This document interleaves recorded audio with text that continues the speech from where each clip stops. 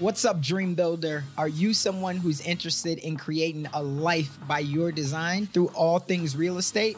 Well, I can assure you, you are in the right place. Join me, your host, Casanova Brooks. I'm an award-winning real estate agent and investor as we uncover the top tips, strategies, and the mindset of the top real estate entrepreneurs across the world. Stay locked in because we're about to go on a journey that will change your life. What's up, Dream Nation? We are back again. And in today's episode, I'm telling you, if you have any aspirations for building a life by your design through real estate, you got to stick around for this entire episode because we're about to drop major heat. So without further ado, please help me in welcoming my brother, Mr. Byron Sellers. Byron, you want to go ahead and say what's up to Dream Nation? What's up, everybody, man? Cass, truly appreciate you for having me on, man. Looking forward to giving nothing but value today. Oh, absolutely, my brother. We're blessed to have you on with us. So I always love to give the proper introduction when we start out. And the way that I do that is I compare us, especially in the real estate game, us as entrepreneurs, thought leaders, change makers, pioneers, to superheroes. And the reason being is because we're constantly flying around the world, right? We're putting on our cape and we're trying to solve some of the world's biggest problems. So here's what we know. Behind that Superman and that S on the chest, there is that guy named Clark Kent, right? He's a dumbed down version, not even so much dumbed down, but he's milder. But here's what we don't know. Behind the S on the chest and the Superman that we know as Byron Sellers of Mobile Home Elite Investors, tell us on the backside, who is that Clark Kent? Wow, man, I love it. So that Clark Kent, man, it stems from, first and foremost, my life purpose, which is love. And I've always, since a kid, I was the only child, but I always shared, right? I think that one time when I was stingy, my father had that conversation with me about why do we give and the importance of giving. And that's always stuck with me. And so I've always been a huge giver. Anything that I learn, I'm immediately regurgitating out because I want somebody to be able to take what I've learned, if I can't do it, to help and better themselves. And at the end of the day, listen, I'm all about energy, right? And that, Byron, you always going to see this smile on my face because I'm blessed for every second of life. And I just want people to continue to be present and actually realize that, we are here to be special in our own way. Man, I love it. So tell us, because we come from the same place, right? And a lot of the times when I'm talking to people, whether they're on my show or I'm going on somebody else's show, they don't understand what it's like to really grow up in the environments of Chicago and being young and Black and really trying to say, listen, I get it that I got a couple obstacles that I got to overcome, but here's what I know. I'm a dreamer and I'm a doer. So talk to me about what your childhood was like and how did you then make your way to real estate? Like, where did you grow up? Like, let the people know. Yes. So I grew up in a south suburb called Hazel Crest, Illinois, about 15 minutes outside of the city.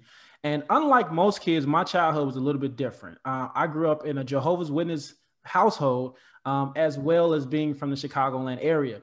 Now, my parents, my dad, shout out to my father. He grew up from poverty, from Inglewood. My mother's from Ottaby Wells, the projects. So for them moving, the first thing right before I was born, they moved out to the suburbs because they understood that what was going on in Chicago, they wanted a better life for myself.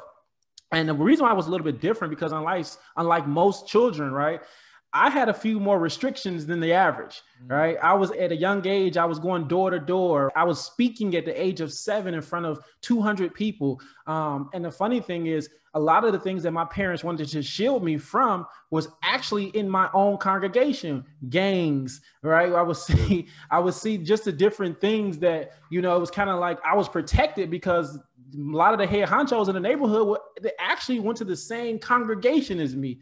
And so a lot of that stuff that you would see on the news, I would understand. And, at a young age, they would have me throwing up gang signs and I didn't even know, right? So it was almost like I was living a double life as a child because here on one end, I'm preaching and things. And then on the other end, I'm with my friends. And, at that young age, we wearing Mariners jackets. We got our hats cocked to the right and not really understanding as a kid. But one thing, I was always a leader. I was always outgoing.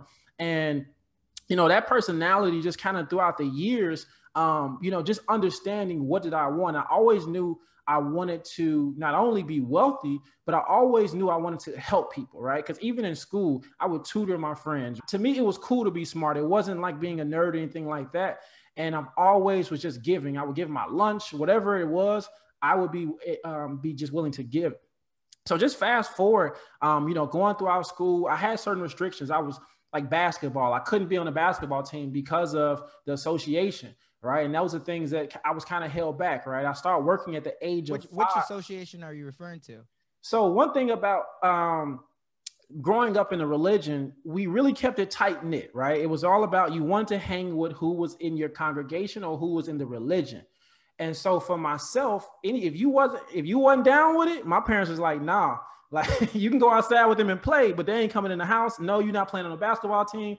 So it was just like, it was a lot of no's early on in my life that helped mold me to actually say, you know what, like when I got older, I'm going after a lot more things, right? And, basketball was one of my scapegoats, right? Because a lot of things I had by the age of no, I mean, I had been being told no. Also, I started working at the age of 10 with a paper route, right? Because my parents, again, my dad, I love my father, but money management wasn't something that was really, prevalent in the house. So at the age of 10, I had a paper route that we was slanging 450 papers, which as a kid, I don't know. I'm thinking like, oh, okay, cool. I got a job. But then my dad only breaking me off for $20 because that money was going into the household.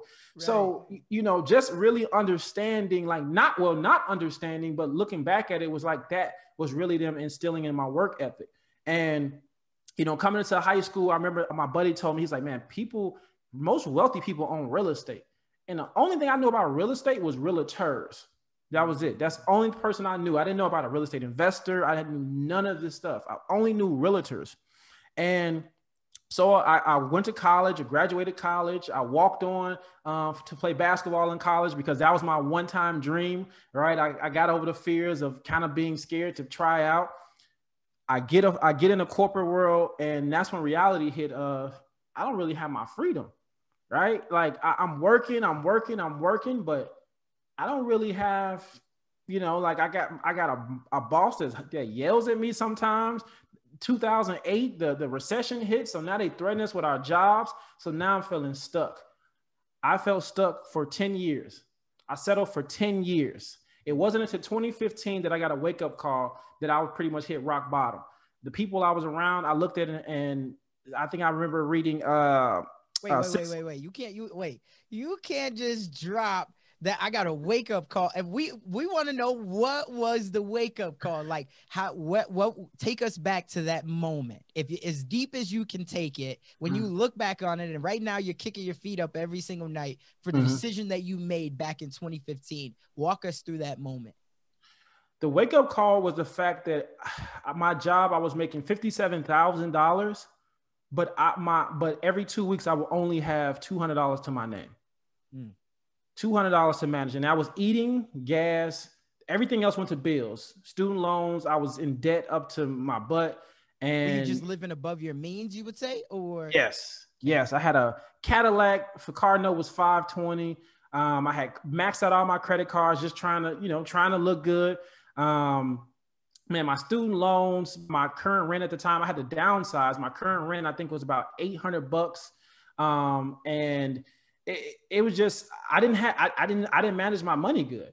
And every day I would go home, and my same routine was I would get high with my friends and play NBA 2K. That was it. And I knew it was just like this, either this is going to keep on going south, or it's not, I'm not going anywhere. And that just kind of just hit like rock bottom to me, because it was like, look at what I'm doing. Right. I can't do anything. I'm watching. And of course, Instagram is big. I'm watching my friends travel. I'm watching people just live their best life. I'm having $200 to my name. I remember times getting my car denied. I'm working 10 hours a day. Right. By the 2 weeks, and making pretty good money. I mean, they say that the average family's bringing in here in the U.S. is 40 grand. So you already over that. Yes. Broke. Just broke. Got it. So, okay. So you get this, and in a sense, you get this epiphany. Mm-hmm. What is the first step that you go to try to change your life? Like, is it, I got to get these books? Is it, I got to go to a real estate investor meeting? Is it, I need to buy a course? What was that first step that you took? Yeah. So my first step was I went and got Audible from Amazon. I went and got Audible because audio books. I had some books, but my attention span was just bad when I read books. My mind would just be all over the place. My eyes would be reading the words. So then I turned off the TV and I just began playing these books. And then then the next day I'm taking notes and I became engulfed. And the first thing I was like, I had a 60-inch TV in my room. That was my last prized possession. I had to turn that off. I ended up selling my PlayStation. And I knew, I said, as more and more I listened, the recurring theme from every entrepreneur was they had to make sacrifices. So now I knew I had to build from the ground up. And so I became a student, right? My dad had gave me some old Earl Nightingale CDs. I began listening to those. I just became engulfed in books. And then before real estate, I tried stocks, right? So now I'm on CSNBC every day, just trying to learn. And that was just really my first introduction into trying to create some income for myself. Got it. So let me ask, because this is just what I'm curious about. You had your dad, they were surrounding you, at least trying to, with the right people and the right mindset. So then you find yourself out of whack.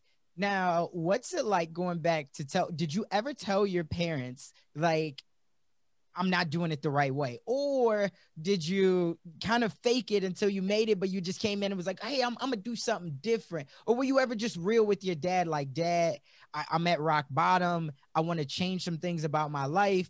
What was that like? Good question. So I was faking it till I was making it until the point I lost my job. And that's when times got real, right? 2015 was when my awareness happened. March 3rd, 2017 is when I lost my job. So that's when it became real. That's when I made the decision to say, you know what, I'm going to go full-time entrepreneur. Now,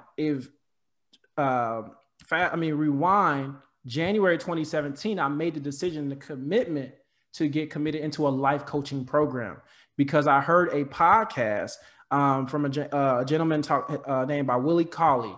And he talked about how he had a life coach and it changed his life. So I immediately started looking for life coaches. And then Lord behold, I went to a meetup and this was a program to become a life coach. But the energy in there was so different than anything I have ever experienced. I'm like, this is what I want to do. This is what I want to do. Become a life coach. Okay. Yes. And so I'm in the program and now this is really helping me. The transformation is helping me. I'm a manager at my job now. I'm less stressed. I'm learning how to really get out of my story. I'm learning how to get out of my head. I'm learning how to become present. So when the time hit March 3rd, 2017, all right, and again, it's a lot in there because I finally got this close to getting my first multifamily property on 79th and Ridgeland in Chicago. But the day of closing, the basement flooded, which was March 2nd. Then I go back to work March 3rd, and that's when I was fired. My job was actually hoping that I got the building to fire me so they can be nice about it and not necessarily like leave me focused. High and dry, right? Exactly. Like they're kicking you while you down. Yes. So that ended up working. So now I made the decision, and the good thing, all of my training now, I'm still in survival mode, but now I'm trying to figure it out. Right now I'm making a decision. And so, yes, at first I'm like, I want to be a life coach. Maybe I got to put real estate on hold. Real estate, let me focus on getting clients. But the reality was, how can I coach someone when I really don't have any successful experience? I can coach around mindset, but most people who wanted to coach wanted a change. And I necessarily didn't have that. So I was putting myself out there, very uncomfortable. And I started driving Lyft because things got hard, right? Started driving Lyft. I always listen to podcasts. And a particular podcast came on about mobile home investing. And I'm just like, yo, okay. My passenger's like, yo, can you turn that off? So I end up sending it to my queen, Charnice. And when I got home, that's when life changed, man. I had never seen her so excited about anything. And then when I got, she's like, baby, we are doing mobile home investing. And that was the pivot in our life. Wow. So first off, shout out to the brother who had that type of audacity to like, yo, can you turn that off? Like he must have been having a bad day, but it is what it is. So you started out and you were learning about multifamily, because that's what it Yes. sounds like, right? How Yes. did you, like, where did your introduction to real estate even come from? Did you go to like a RIA meeting, or like what did that look like of how you, and why did you first start out with mobile home, or not mobile home, but multifamily investing? Yeah. So a friend of mine had he was on a traveling group. I forgot the gentleman's name, but they traveled across the country and they spoke about real estate. And it was a very huge platform that he worked for. And I remember him telling me again, he reiterated, he said, listen, most wealthy people it comes from real estate. And he was like, Byron, if you haven't got your FHA loan, I think you need to invest in a multifamily property. Because that way you can pretty much, you can house hack. You can live in one and let the other pay for yourself. And I had coworkers that had bought some properties. And again, that's what they were talking about. So I became engulfed and I would be on Redfin all the time. But the reality, who really set me right was a driver, one of my drivers that I managed. He would come in, he would see me on Redfin and he was like, hey, okay, you doing real estate? He said, have you read Rich Dad Poor Dad? I was like, no. And no, here am I judging him. I'm like, no. He's like, well, you're not ready for real estate. So now I'm kind of offended, like, dude, what are you talking about? Right. So he comes back again. He sees me. He's like, dude, he said, you read Rich Dad Poor Dad yet? I'm like, nah. He's like, dude, you're not serious about real estate, and walked off. So now I'm kind of like, this dude got some nerve. Like, like I'm feeling high and mighty. Like I'm your manager. You're telling me that I don't know nothing about real estate? Sure enough, he came back one more day and he said, I'm going to tell you the last time, Byron, you're not serious about real estate because you haven't got that book. So I'm like, what's to it? So he sat down, he said, look me up. I looked him up. This guy, real estate guru, over $10 million real estate, all of these articles. And I look at him, he said, listen, Byron, that was me. I lost everything in the '08 crash. He said, I'm going to build this back up, but I like driving trucks, and this is helping me get at my peace. I'm on my last lawsuit. I only have 3 properties left, but I'm telling you, in 3 years, I created $10 million. The reason why I'm telling you to read that book is because that book changed my life. That right there just set me on fire. I'm just like, he didn't even have to share that with me. I immediately got Rich Dad Poor Dad. And then that book changed my mindset on wealth, of course, the 4 quadrants. And that was the catalyst to me to say, okay, I gotta get in this game. Man, I tell you, anybody that's listening to this right now, they already know what I'm thinking, because that was the exact book. There was 2 books that really helped to change my journey when I first got started. The first ever book that I read, and this gets asked me all the time, is, have you ever read a book called Millionaire Fastlane by MJ DeMarco? I got to get that one. Yeah, so it was Millionaire Fastlane by MJ DeMarco. Okay. And then the second book was Rich Dad Poor Dad. And what that taught me was, at that time, I was in the corporate world, and it taught me that, well, before that, the first time I really even learned was that I was selling cars, and I was having success with it only within 6 months. But it taught me that I was trading my time for money, because I couldn't sell a car if I wasn't at the dealership. Right. So I had to be at the dealership all day waiting for somebody to come on the lot. So I was like, oh, but that book set off everything. So I'm sure somebody listening or watching right now, they're like, yeah, I already know what Cass is going to say. Man, it's so fire. I just tell people that can be your introduction. Now there's so many other ways that you could go about it, but that is the foundational blueprint, because for brothers like you and I, or even sisters, like, you've just never been exposed to that type of information to let you know there's a whole nother world out there when it comes to building wealth. Yes. Man. So now you hear this podcast, mobile homes. Had this been the first time you were ever been exposed to any other forms of real estate rather than flipping or buying multifamily? Because I've been exposed to a lot of different things, but I haven't decided, like, why did you have that fire when it came to mobile homes as opposed to Airbnb? Because at the time, was Airbnb popping? It was getting there. But I don't think it was that much education on it yet. I heard a few people talk about it, but it wasn't, like you said, it wasn't popping. But the mobile home space really, because at that time, man, I was broke, man. I went through a period where, again, I was that serial entrepreneur that tried so many things, right? Or a jack of all trades, but master of none. So during that period from March 3rd to all the way to November, I tried credit MLMs. I tried wearable technology MLMs. I created a marketing business for Snapchat, which Snapchat really gave you the foundation. I tried it all, man. And I'm trying, but at the same time, trying to get clients for coaching. I was in a nonprofit, which we ran a 5K. So I got on all of these hats. And Mobile homes really stood out because, for one, the first one we first looked, we saw mobile homes for $3,000, $4,000, $2,000. And at the time, we was both broke, and we just like, I know we can somehow go get 10 grand. We can get 10 grand somehow, some way, but we need to do this. And we start seeing the returns. We start doing the math like, wait, if I buy this for 2 grand, even if I sell it for 6 grand, like, I just, like, it's crazy. Like, what, like, where else am I gonna get a return like this? Right. And yeah, we became engulfed. Like, we were just like, nobody's doing this, man. We're gonna change. We're gonna change the outlook on this. Let's go. And man, it was our calling. It was just, I mean, it never felt so right. And I tell people, I'm just a vessel, and God put me in a position to say, hey, Byron, this is what you're going to do. That's what's up, man. So now I'm sure someone's wondering, okay, so where did you find, after you heard this, do you remember your first deal? Where did you find your first mobile home? Yeah. So after 3 months, man, we literally called, so here's a tip. You can go on Google Maps, and if you type in mobile home parks, it will show you all of the mobile home parks near you, right? Everything near you. And so we literally got on a phone and we just start cold call. We didn't know what we were doing. We were just saying, we called over 200 parks. Out of those 200 parks, we got 2 yeses. We went to go see mobile homes in Decatur, Illinois. We went to go see one in Cincinnati. Yeses to do what? Buy the park, or just to talk to the owners that lived in the park? To see we got yeses just to invest and actually purchase a mobile home in their community. So we had to get okay to even come do that. And the first deal, after all of that, we went and saw a few properties we didn't buy, but Sharnice found one on Facebook Marketplace. It was a park manager that was advertising. He had one for $6,000, and then he had another one for $1,500. So we went out there face to face. We told him what we were doing, and he was just like, "Oh, okay, cool, I understand." So we went to see the house. We fell in love. He's like, "Make me an offer." And I'm just like, okay. So Sharni's like, offer him $4,000. I was like, I don't know if I should say something that low. And she was pressuring, like, offer him $4,000. So I should have listened to my queen. I said $4,300. He was like, so now we like, yo, we just got 2 homes for $4,300. Like, now we just like mind blown.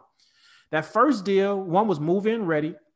The other one, we put $3 grand into it. In 45 days, we sold one for $10,000, and we sold the other one for $9,500. So we flipped $7,000 into $19,500. So hold on. The first thing I want to know is do you have to always reach out to the manager of the mobile home? Like, you can't just show up and be like you're just going to pull up to somebody's mobile home and be like, I want to buy it from you. Is that correct? Correct. So proper procedure. So normally, here's the thing. Can you? Yes. Right. And the reason I say yes is because if they're the owner of the home, yes, you can. But here's the thing with that.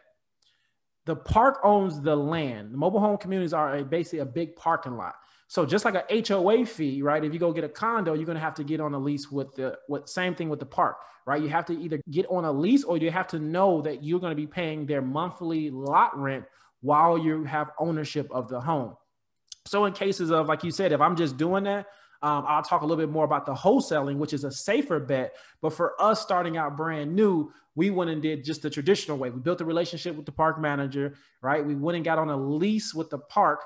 And then from there, once we sold our houses, we were able to get the next buyer on a lease with the park. That removes us responsibility of the lot rent, and then collect our money from there. Man. So the first time that you reached out to this park manager, but I guess let's go back to what you said. You were able to get 2 of them, and you got them for $4,300, where you could have offered $4,000. And that's us. We're always in our head. No, that's too low, right? Just listen, shut your mouth and listen. Yeah. I know, I'm the same way. So you bought when you said that person said, so was this the park manager, or was this so the park manager is owning the mobile homes? Yeah, so it's 2 different type of homes, right? You have park-owned homes, which the park still they'll take ownership. Let's say if somebody leaves, and then you have tenant-owned homes, right? Which really we always encourage that's the seller. So these were park-owned homes, and normally park-owned homes, they're going to let go little to nothing because they only care about the actual lot fee. Like, the land fee is what they get paid forever on, and that's all they care about. Got it. So they like the banks, kind of, right? Like, they just got it. They want to get that thing going. No, I like it, man. So in this process, did you have a mentor? Like, who were you, reaching out to be like, is this a good deal? What do I do now? Or you were just using YouTube and podcasts to try to learn the ins and outs of the business? Yeah, so we were first using YouTube. It was a few videos on YouTube. And really for us, the more calls we made, we started to ask park managers and park owners questions. So we will be taking notes while we're on the phone to learn more. We met a couple that was some park owners in Gary, Indiana. And when we met them, we literally just picked their brain. And the most blessed part was we made so many calls at the beginning. The fifth largest company of mobile home that owns mobile home parks, their vice president called Charnice and was like, hey, what are you guys up to? She told them. He said, hey, if you're ever in Denver, come stop by. We booked a trip to Denver, and 2 weeks later, we met with him. He gave us so much game and really sparked our career and told us, he said, listen, he said, don't take this as offense, but he pointed to our skin. He said, nobody that looks like you is doing this. You guys will make a lot of money, continue doing this. And from there, it was just like, you know what? We're going to take that advice. And that's what we end up doing. No, that's super. So was he talking about specifically trying to buy mobile home parks or the wholesaling of mobile homes?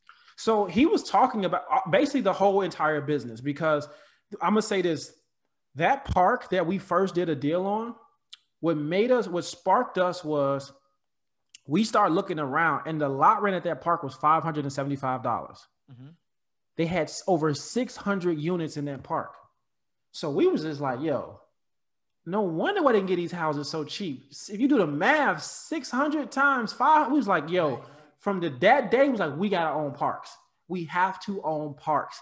So when we went to meet him, we told him what we were doing, but it was like, yo, our overall goal is to own mobile home parks.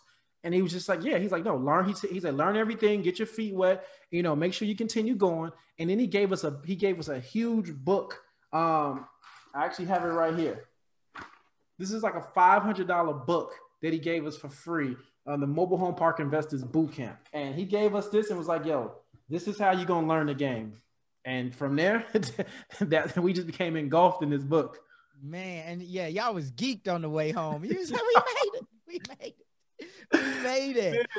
No, so talk to me about, like, since you all were the only person that at least looked like you that was doing it, you get back home, like, what was your environment like? Like, how did you find other people? Were you going to Facebook groups? Were you just listening to Bigger Pockets? What was that like? How did you find other people who maybe had hacks and could keep you going? Because I'm sure it wasn't all peaches and cream in the first year, or did you all get blessed that in your first year it was all peaches and cream? Man, it was blessed. It was blessed, man. I never paid over $5,000 for a mobile home. Every flip, on an average, I had 150% ROI on every flip that we did. How fast were you flipping these? Oh man, we began to the point we was flipping in 15 to 20 days. Wait. So you get this thing, whether it comes from a tenant or a manager, get this thing. Where would you instantly go? What was the first place that you were going to try to sell it? Facebook Marketplace, Craigslist. And they were buying off of Facebook, like. Yes. Because here's the one most people realize: the mobile home sector is the affordable housing sector, right? It's the only non-subsidized affordable housing left in America. So if you think about the Section 8 list is filled, it's a waiting list. So here's where you can make $15 an hour and still be able to have an affordable house. So and what we were doing, either we were offering seller financing or we were flipping. So the seller financing, we would be in line. For example, let's say I paid $3,000 for a mobile home. I would get $2,000 down, and now I'm collecting $400 for the next 5 years, right? And so we did them like car terms, because in most states, mobile homes or manufactured homes are in the same line as a motor manufactured vehicle. They're in the same lines as a motor vehicle in most states. Got it. No. So were you with the first $2,000 or $10,000? Let me ask, in this line, are people looking for hard money lenders or anything like that to be able to buy? Or is it like, nah, you can come up with $5,000 and you come up with this $5,000 and you just got to go find one, flip it really quickly. And so are people still buying mobile homes that fast? Like if somebody's listening at this and they say they about to change their life right now, I'm getting into mobile homes. Is it realistic to think that in the next week I can find a mobile home and within 15 days I can flip this on Craigslist, Facebook, wherever else that has a marketplace with people? Is that realistic? So nowadays, I'm gonna be honest and I'm gonna say no. And I'm gonna say the reason why. So when we first started, no one was doing it, right? In the state of Illinois, it was only 11 other people that we knew that were doing this in the whole entire state out of 1,091 mobile home communities. And so for us, it was opportunity, right? We realized opportunity, and that's why we end up creating an educational platform, because we was just like, nope. Every time we told somebody what we did, it was like, trailers? Like 8 Mile? Like, wait, it's money in that? And we just like, yes, come on board. So at the beginning, we started taking investments from family, right? They were investing in us, and we were bringing in, like, my first uncle gave me $1,500, and I bought him back $3,000, and I bought him back $3,000 in literally 20 days. So he's a believer. We had other friends, same thing, right? Gave us $5,000. Now he collected payments, and that short term in a 1 year, he had made almost $12,000. So it was just like, yo, like everybody was kind of like, wow, right? But it was still more work for us. So once we turned around and said, we got to teach people this. Now, fast forward year to date, no, because I feel like we ran up the market, and you have so many people, that we're blessed to be able to teach that are doing this now. So mobile home prices have went up, but you can still wholesale a mobile home and still get that type of return much faster. Got it. So let's talk about that, because you've mentioned a couple of times. And for people who aren't familiar with wholesaling, if this is their first episode, what exactly is wholesaling, and how do I wholesale a mobile home? Yes. So wholesaling, you're acting as the middleman between a buyer and a seller. And so wholesaling a mobile home, what I love about it in traditional real estate, right, or wholesaling, your paperwork has to be on point. It's not as easy. And I don't want to say wholesaling mobile homes is easy, but it's not as strenuous. So in wholesaling a mobile home, you're looking for a buyer who's in need. They can't really sell their home. And normally the first thing I'm asking, hey, how are you listing your mobile home? And so they may say, well, I have my for sale sign up. I have it on Facebook. So then you hit them like, okay, are you listed on Craigslist, OfferUp, Garage Sale, eBay? Are you doing emails? And 9 times out of 10, they're going to be like, no. We'll say, hey, listen, well, I have a service free of charge, right, for you. And I make my money on the back end, but I can help you and expose you to a lot of more buyers and help you to sell this mobile home. 9 times out of 10, they're going to say, well, yeah, what's next? That's when you can get them. In my past, I've never did a purchase agreement, or I've never done an assignment contract. I've always had verbal wholesale deals, but we always say you want to get them on at least on an assignment contract. Now, what you want to do is market their home. So let's say they say, hey, the lease I would take for my mobile home is $7,000. As a wholesaler, you want to go market the home for maybe $12,000, because now that's your middle mark. So a few ways you can do it. If you build good rapport with a seller, you can have them showing the home, right? Because you have them on the contract, and then the buyer will, if they're interested, they're going to go fill out the mobile home park's application, right, to get on the lease. And if they're approved, now that transaction can happen. Or you can keep your sellers and buyers separate, and you can host either open houses, or you can get all the information from the seller, and then show their house when they're at home, and making sure the buyer knows, hey, only ask me the questions. And so when it's time to close, right, let's say you have a buyer that agrees to that $12,000. When it's time to close, all you need is a bill of sale, 2 bill of sales, and you can get those off Google. Right now, you need a bill of sale to agree with your seller that the price is $7,000, and you need a bill of sale for your buyer that the price is $12,000. The transaction is pretty simple. The buyer gives you your check for $12,000. I normally tell people, unless you have the cash on hand, if you get a cashier's check, make sure you just post date a check for the seller. Right? You get the title, because they require titles. Now you to your buyer, you did a wholesale transaction. You collect your difference. Both of the parties walk away happy. Got it. And so it's pretty similar to a regular wholesale deal, but I guess my question is, are you using a escrow company for this, or you're not using? So you're going to cash the first 12 because they're both made, or I guess that original cashier's check for the 12,000 is made out to you. You're Yes. going to then go cash it to your bank. Your Mhm. bank is going to give you your $5,000, and then you're going to turn around and give the seller his $7,000. Yes, yes. Or I tell people, a lot of trust. Or what'd you say? oh yeah, a lot of trust. I tell people just post, make sure you educate your seller so you can post date your check. Got it. That way you make sure your check clears. Right. Got it. And so what, I guess, what stops them from cutting you out of the deal? So that's the thing. Inside of a mobile home community, they can't. Even with assignment contract, they can't because it's personal property versus actual real estate. Or they can. They can. Got it. Yeah, because it's personal property. So it's really the relationship that you have, where the right? sale comes in. Yes. Yep. And it's really the trust, right? It's really helping the buyer. Helping the seller know you wouldn't have these people if it wasn't for me. And that's what they have to understand. A lot of people don't really want to sell their house because they're in a, once you understand their pain points, why they're trying to sell their house, something just happened. They can't afford, especially if they're in a tight bind where they're behind on money, they're going to cooperate. Got it. So where do most of your buyers go, or your sellers go afterwards?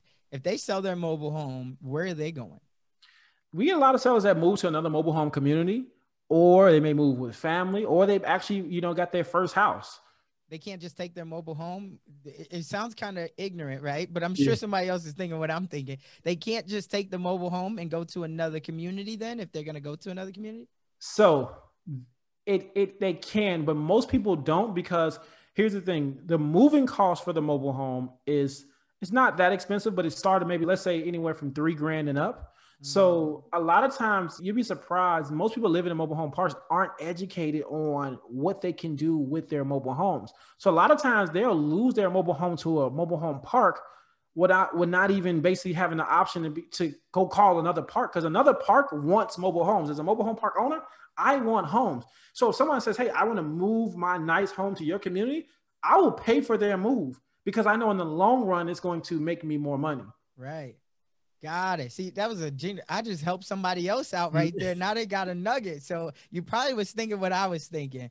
No, man, that's super fire. So how did you then start to transition from doing just mobile homes to now saying, I want to get a whole mobile park? What did that come from? And what's the strategy behind the difference? Because now if you're trying to get something at either 250, that's a lot more capital that's required up front. Yes. So, that was always the goal. And I think for us, it was just the next point for us was, 2018, we had a phenomenal year with our deals, right? Then 2019, that was when we was just like, okay, we're still doing deals. We launched an education program. This is going fire, but we know this is still the end goal. So now we become students again. We become students and we're really becoming engulfed. We're meeting new people that own mobile home parks. We're starting a conversation. 2020, we declared, and my goal sheet, I actually have it in the corner over there. My goal was to get one community in 2020. And, for us, the due diligence we still became learning. I mean, we started learning, and the biggest thing with the differences was the due diligence is much more different, right? The due diligence on a mobile home community is, okay, I just want to know, how much are these mobile homes selling for, right? In this community, how is the infrastructure looking? How much is the lot rent? What's the average renting around here? Whereas a mobile home community, my due diligence is this community hooked up to city water, or is it well and septic, right? Is this community, I have to check with the municipality to make sure this community is in good standing, right? Hopefully they don't want this thing condemned, and after I buy it, I have problems. Now I'm finding about taxes. It's way more due diligence going into this. And I would say we were blessed to team up with some partners who already had mobile home communities. I think he had 7 mobile home communities already. And he presented us with some deals. And we were just like, you know what? For our first mobile home community, I think that this would be a good way to kind of get our hand held through it. So it was like, let's go in this partnership. And so for our first mobile home community, we took down a community at 1.1 million, a 51 unit in right out of Pittsburgh, Greensburg, Pennsylvania. And we were passive investors in that community. We were able to put up our cash, able to watch him do his due diligence, learn things. And we were able to take that one down in July. Man, congratulations. Thank you. And Thank now you. you guys Thank still you. own this, right? You still have ownership in it? Oh yeah, yes. And so we turned around. The beautiful thing about it, we turned around in September, and he had a deal for 3 more communities. We was like, yep, put us on. So now Ah, we're investors in 4 mobile home communities in the Pittsburgh area. wow. That's great. So what does the appreciation look like in a mobile home community? Oh my God. So the beautiful thing about it is during the pandemic, the average mobile home parks was at 95% rent roll. I mean, they were still collecting. So the appreciation, the two things how you add value from a mobile home park owner is, for one, is the owner taking care of the responsibilities of utilities? Is the owner paying water, right? Is the owner paying these? That is something you want to be able to build back to the tenants, because you want to have your community to basically be more tenant owned. Tenant owned communities run much smoother because you have people taking more pride in their community, right? So if you're able to build back utilities, that saves a lot of money, right? Banks are more inclined to invest, right, or refinance parks that have the tenants who are responsible. So, for example, our first park we got for 1.1. We end up getting that appraised at 1.6. So we have $500,000 in equity in that park. Wow. Man, that's so much fire, so much. And now I'm sure somebody else, I'm thinking about it too. I'm like, if I've been missing the boat on this, Oh but man. it's so crazy. I remember like 4 or 5 years ago, heavy, I started hearing Brandon Turner Mm-hmm. from Bigger Pockets, who was heavy, and he still is, I'm pretty sure, in Yeah. mobile home Yep. parks. And that was the first time that I was aware of it. But just like you, I mean, I didn't know anybody else doing it besides those guys. And at this time, I was getting heavy into Airbnb. And Mm-hmm. so, yeah, man, it's so much. We'll definitely have to continue to rap about this, but this has definitely been a lot of games. So, I guess the next question I want to ask is, for somebody that's listening right now, and obviously they want to stay connected with you, we're going to get to all of that. But for somebody that's listening right now and they say, hey, I get it. He's been super wise over these last 6 years, right? Since Mm-hmm. 2015. But knowing what you know now and how much wiser that you are in business, real estate, the whole nine, if there was one thing that you wish that you would have implemented sooner to accelerate your process on your dream and your journey of where you are today, what would that one thing be? Or hiring a mentor. Hiring a mentor for sure. I would look for mentors. I would talk to guys, but I wouldn't follow up with them. I was making it like they were supposed to call me, like I was somebody important, and that's one thing I would have did, totally different. A lot of my time, again, the journey that this is my 6-year journey, but you can cut that journey down a lot if you have someone that you can add value, and then they're pouring value into, and you're executing what they say. Got it. What now? When you say you can add value, that's been a buzzword that a lot of people over the last 2-3 years, right? Since people found Gary V, I feel Mm-hmm. like now everything's like, how do I add value? How do I get this mentor? What does adding value mean to you? Give us an example. Yeah. So for one, if someone is helping me get to my dream, I need to know, what is it something that you need? And, if it's a service, whereas, something that I can either do for you to help your life and make it easier, or is it something that you see in me that I do well that you can use a resource, right? So for example, and I'm gonna use myself, for example, right? Let's say, the listeners is Cass and myself, if Cass say, hey, Byron, you know what? Like I want to jump into the mobile home space, right? Now I can add value by sharing all of the things that I know and all of the pitfalls for him to watch out for, and give him and open up my resources. That is valuable for Cass, because it's like, now that's shortening the learning curve from him going from trying to pick and, to see where he can go and have all of the information right there.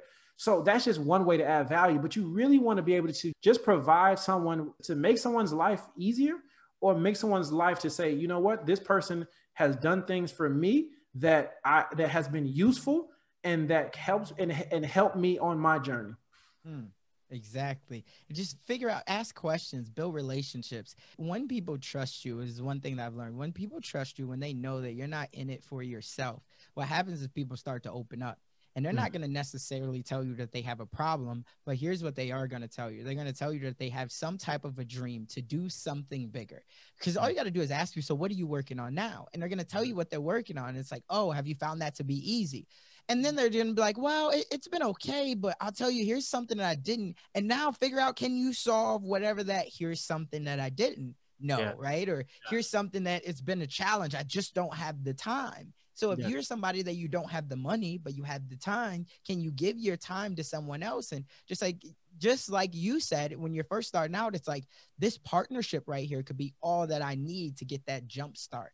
So even though I might not make a lot of money on this, I might only make 10%. But now if I have equity in 10% of something that is an asset, man, you're in the game, right? And you just let it keep compounding. And before you know it, 3 years down the road, that 10% is now grown to 20% or 30%. But more importantly, you've now acquired probably 2 to 3 to 4 more assets because of that. So, man, so much value, so much fire.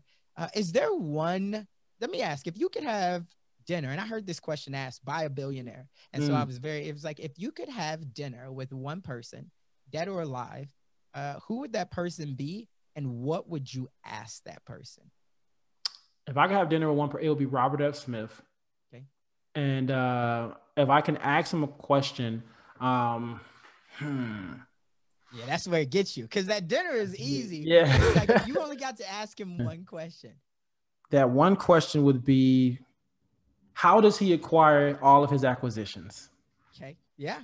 And again, I know it was rapid fire. I don't tell people that because I might start to give them a little bit of a hint, but I heard that and I was like, oh, that's a good one. Because we always hear like, you know, who would that person be? And people will give you all of these different names, like big names, but it's like taking it a step further. Like, what's that one thing that you would ask them?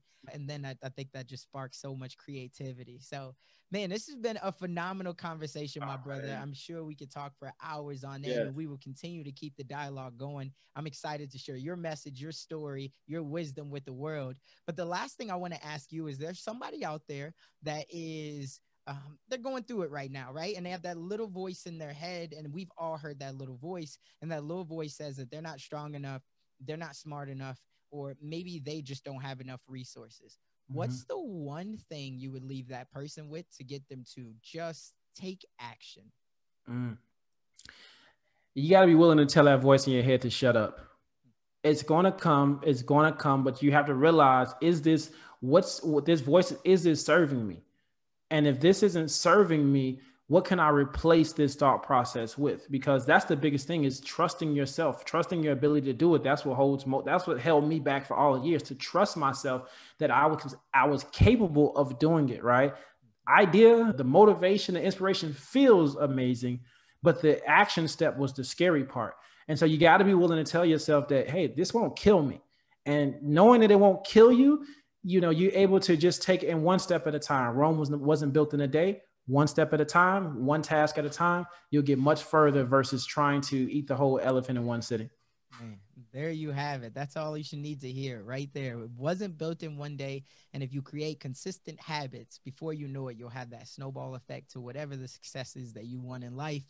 And you just got to know that everybody who you want at the end of the day to be like, they've all put in the work. And there's no substitute for it. Like, we all want to be just, oh, we're going to meet this one person. But even if you meet that one person who could change your life, they're not going to change your life today.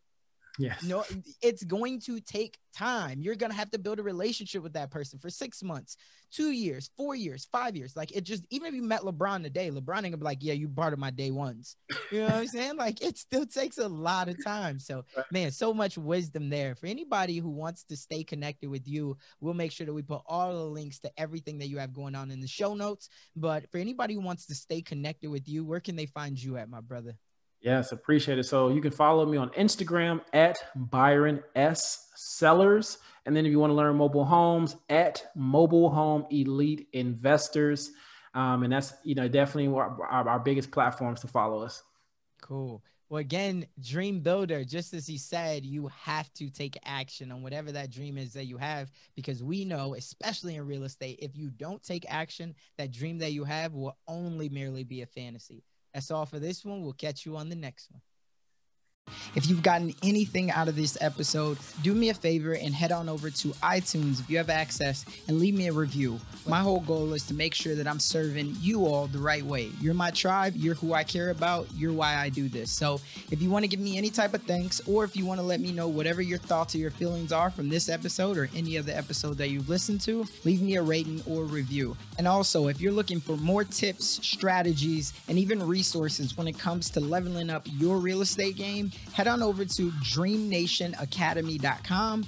We have a really cool real estate section there, and it's something that I wish that I would have had when I first got started in real estate. So that's DreamNationAcademy.com. Don't wait. I'll see you on the other side.